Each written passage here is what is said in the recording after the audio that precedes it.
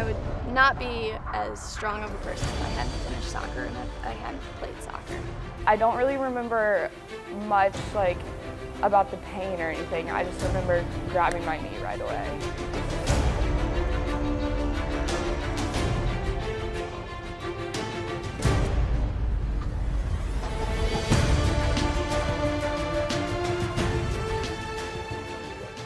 Inside a newly designed studio, it's time for a fresh batch of stories on Ball State athletes. It's Driven, presented by Stoops Automotive with Ball State Sports Link.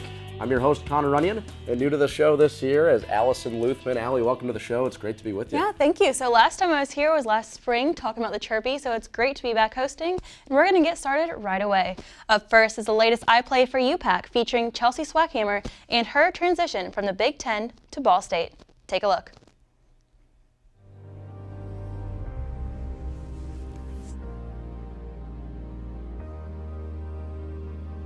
As a kid,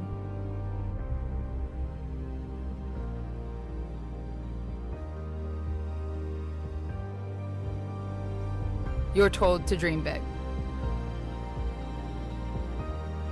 And that's what I did. I worked for it. I competed for it. I earned it. Playing at a Big Ten program, I knew my dreams were achievable. But life takes unexpected turns. Turns that made me struggle. Turns that made me better. But I never stopped working from achieving my dreams.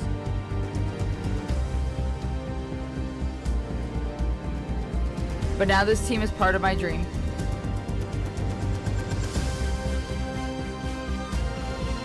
Who knows what the future holds for us?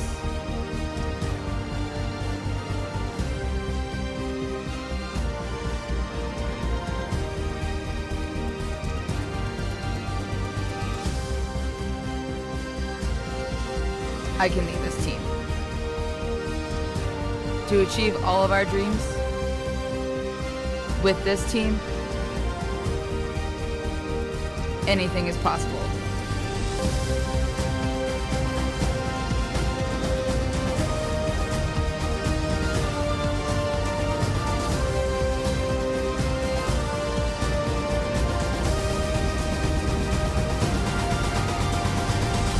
I'm Chelsea Swackhammer, and I play for you. So since coming to Ball State, she's done some great things in Connor. I know you always had the stats ready. She's really led the team to a successful year. 9 goals, 3 assists, led the team in points, and as a captain, led the team to 10 wins in the Mid-American Conference, the best in school history. Really impressive. I know she was really happy to come over from Ohio State and make an impact here at Ball State. Absolutely. Like she did.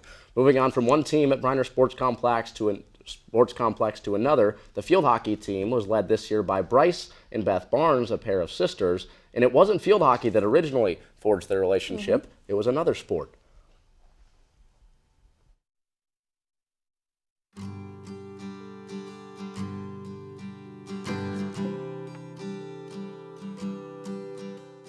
Definitely, I'd say we're best friends. We actually work really well together. We are from Fredericksburg, Virginia, so it's a good 600 miles away. Being so far away from home is definitely tough, but my parents have been really supportive with it. When we were younger, I want to say maybe I was in like the 3rd or 4th grade, we played on a soccer tournament team together, the Hurricanes, and we had these bright purple jerseys with swirly patterns on them, and we invited our great-grandma to come to the game because our dad was like, you know, Mama, this is probably the only time you're going to get to see the girls play together.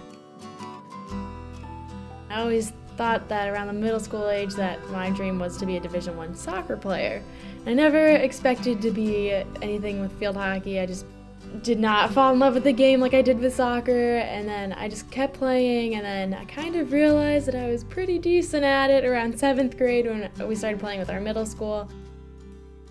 From there on, I decided to join the travel team in our area for field hockey just to see if maybe I wanted to play in high school, and I ended up falling in love with the game by then.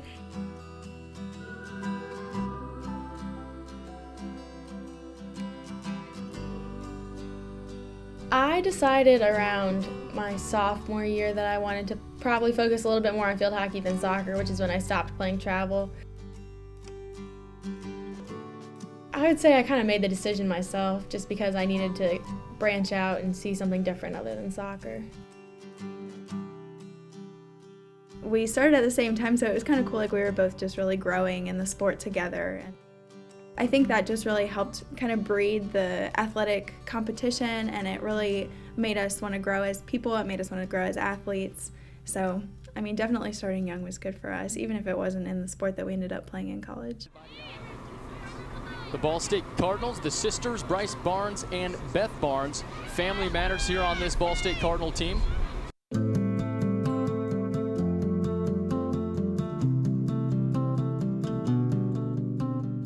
My freshman year, I was definitely homesick.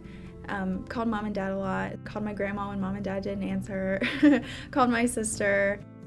I think at first they didn't want me to be so far. I looked at a few East Coast schools and they were kind of pushing toward that, but Ball State ended up with the best offer and just the best fit for me all around.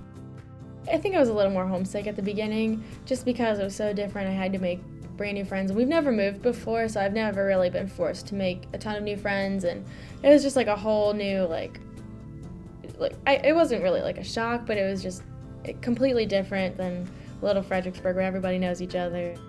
I think for her it's been maybe a little easier that I'm here, and I know I'm definitely not as homesick this year because I have a little piece of home here with me. I can't really think of her as a teammate. I can't separate that because she's family first. But something that we try to build with the team is the idea of family. So it's kind of cool to have her, like if she's playing as my left midfielder and I'm the left back, it's really cool to have her on the field because we already have that sort of connection. I think the importance of family is something that I've really learned since coming out here. The biggest lesson I've learned is that family is pretty much everything.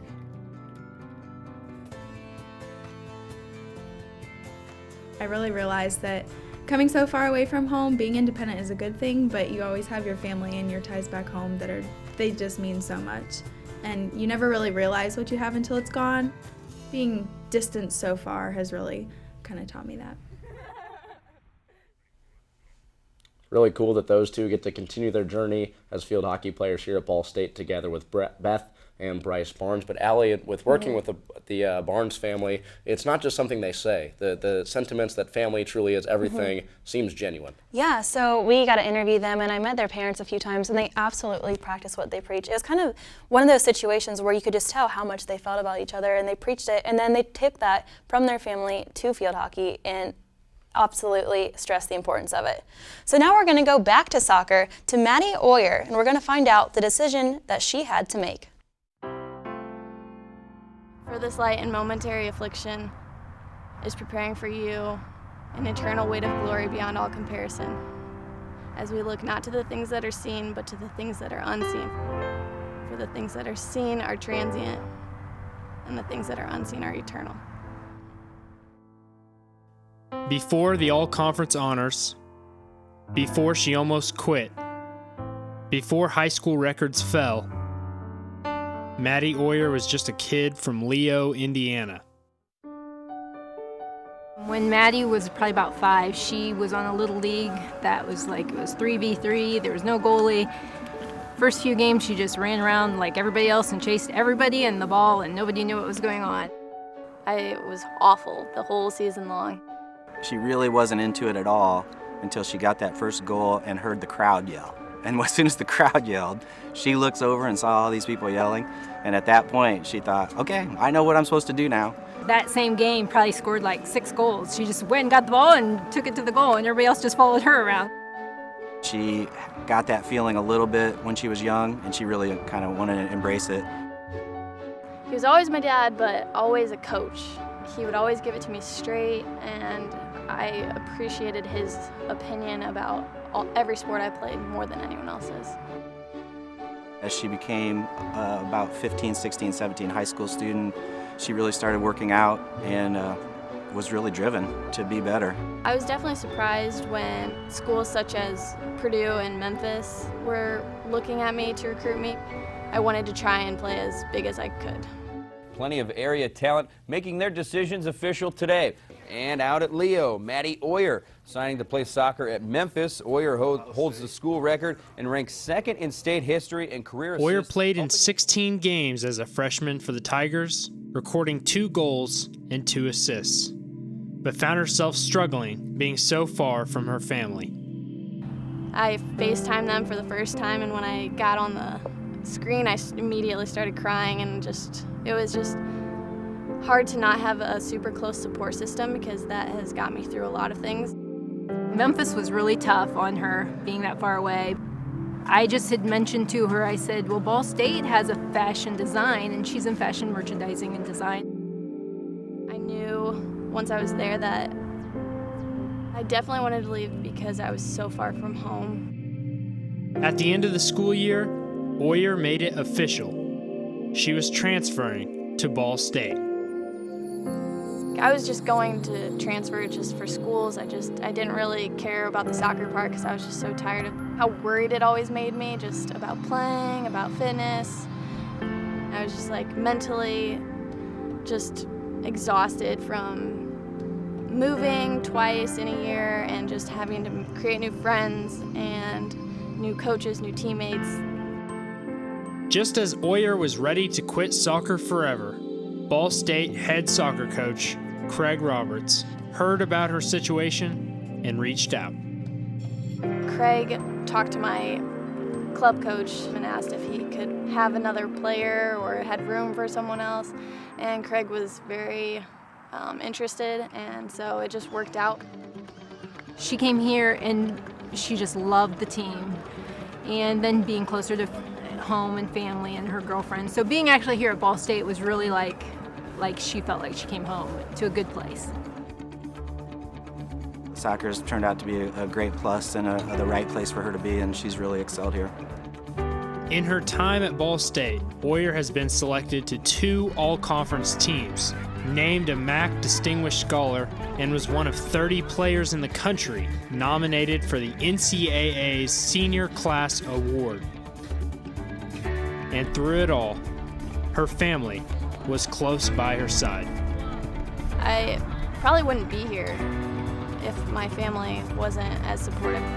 When I was at Memphis, they went to every single game, and that's 9 hours from their house. We traveled every weekend, the 9 hours there, and watched her play. I tell my kids, you're never going to realize how much you love something until you have a kid. So we make time for everything that we can with them involved. My dad just loves it, and my mom just loves me, so she loves it. But it'll be hard for my dad when it's all over. I would be so upset with myself if I had quit. I would not be as strong of a person if I hadn't finished soccer and if I hadn't played soccer.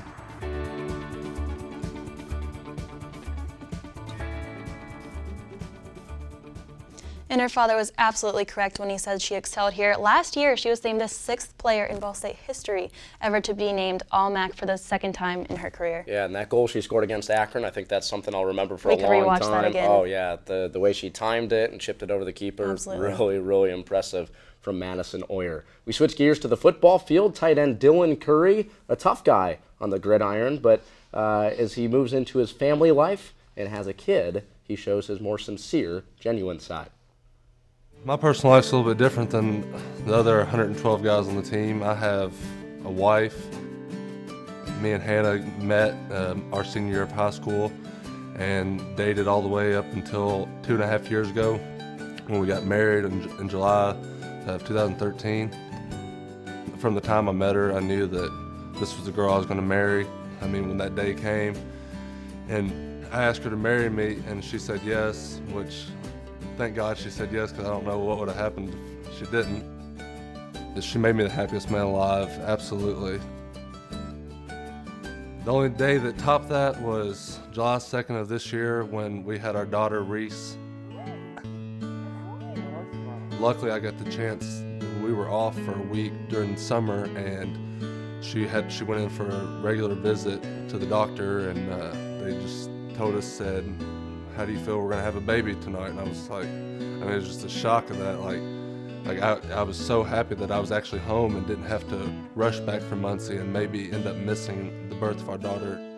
She never complained, nothing, ever. And that day, my emotions, she almost had to keep me calm. I was freaking out. Every little buzzer that went off in the hospital room, I was freaking out, and she was like, "It's fine, it's fine." Honestly, nothing can explain the feeling that day. I get emotional talking about it because it's been a blessing, an absolute blessing from God, and being able to be there when our daughter was born and to share that moment with my wife and my family, that's why it makes me emotional, just to see a life brought into this world and know that it's yours. He's a really good dad, he really is. He helps me with her so much. He comes home and that's the first thing he wants to do is go and talk to Reese and play with Reese, and while I'm cooking dinner, he'll kind of entertain her, and he'll change diapers and stuff like that. He's totally cool with everything like that. He's a really good dad.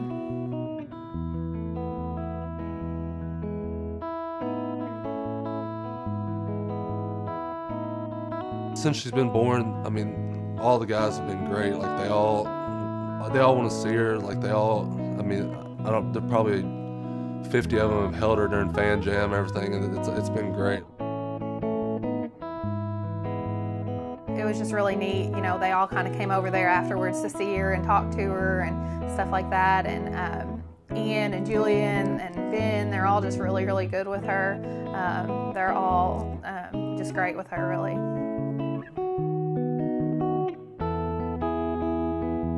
To see her every day when I come home you can't put it into words. To see her smile and so innocent, and she's honestly, without a doubt, been the best blessing in my life, and she's given me motivation this season. I want to do everything in my power to have my best year, my senior year, to make her proud. One day if she looks and she sees and say, "That's my dad." I love that story. That's one of those where the athlete really invites us into their home and lets us see what they are outside of the sport. Yeah, and family continues to be the theme here on the show today, not only with Dylan, but also with the Barnes sisters and Maddie Boyer as well. We move on to the volleyball court as Mackenzie Kitchell came to Ball State as a transfer from Cincinnati in 2013, and on October 25th of that season, she heard the 3 letters that every athlete dreads. And you hate to see this. Obviously, Ball State struggled with injuries all of last season, and now Mackenzie Kitchell has gone down. I don't really remember much about the pain or anything. I just remember grabbing my knee right away. First night we don't come to watch her play.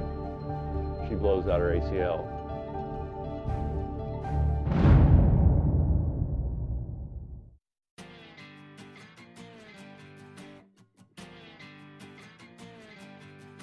Well, really, IU basketball back then, there wasn't anything like it. When I was growing up and young, I didn't really know who my dad was, I guess. I just looked at him like my dad, and I didn't really know he was a big basketball hotshot. You can't wait to get out on that floor, put the Indiana jersey on, put the striped pants on, get out there. I think if Ted wanted to run and be governor of the state of Indiana, he could have been. The competition, watching the competition, wanting to be a competitive athlete, I think was instilled in her very early.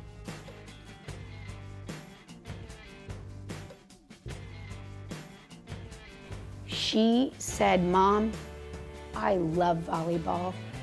And it just hit me, all the sports that she had done, and for her to have that kind of passion right away. It was kind of a breath of fresh air, just getting kind of like it's my sport of the family.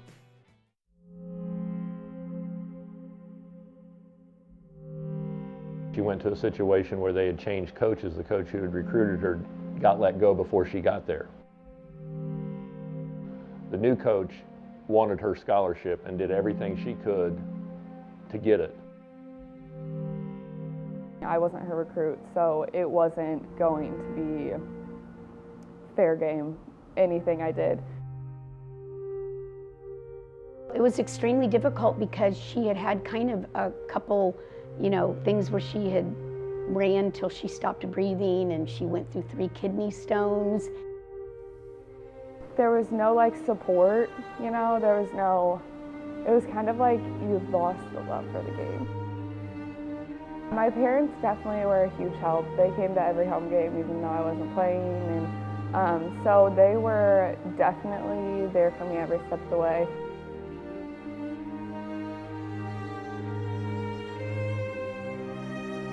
Steve Shondell came and watched her. I think he came and watched her one night just to make sure that she was healthy and there wasn't something wrong with her, and he offered her a scholarship. I thought that showed a lot of class, and he's just been a real godsend. Everything that happened to me at Cincinnati just kind of had me have not my normal love for the game anymore and passion for the game anymore. So Steve and Ball State program has definitely brought that back into my life. Tonight we've got a good one for you as the Bowling Green Falcons invade Worthen Arena. I was really excited because it was the first home game that Steve started me. So I got called in the starting lineup, I went out there, and it was the 3rd point. I remember laying on the ground and kind of rolling, and I looked over and Steve was just staring at me with his eyes wide open, and I was like, this is not good. First night we don't come to watch her play, she blows out her ACL. They actually picked up 1 win against an RPI top 50 team. That was against BYU.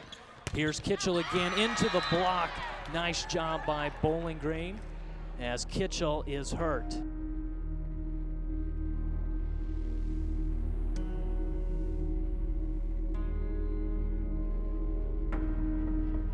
I just remember I woke up from surgery. It was burning and stinging and just the worst pain out of my incisions. It was definitely physically draining, but mentally draining was probably the worst. What helped me the most was staying positive, because if you get negative and get a negative mindset, then there's nothing that is driving you anymore.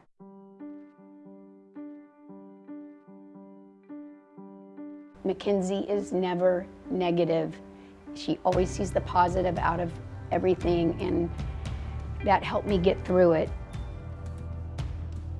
It was really hard coming back from that injury, but there was a lot of motivation within me to come back faster, stronger, jumping higher. Her work ethic has always been great. If anything, she probably pushes herself a little too hard. I kind of just wanted to show everyone, it doesn't matter that I had knee surgery, that's not going to stop me, and I'm going to play better than I did before I had the injury. You got to keep pushing. I tell everyone to stay positive. She's just nice and treats her friends nice, and thinks of others, and never has disappointed us. So yeah, really proud of her. I guess I would tell people to be mentally strong and mentally tough through the whole process, and that it will make them a stronger person and player in the end.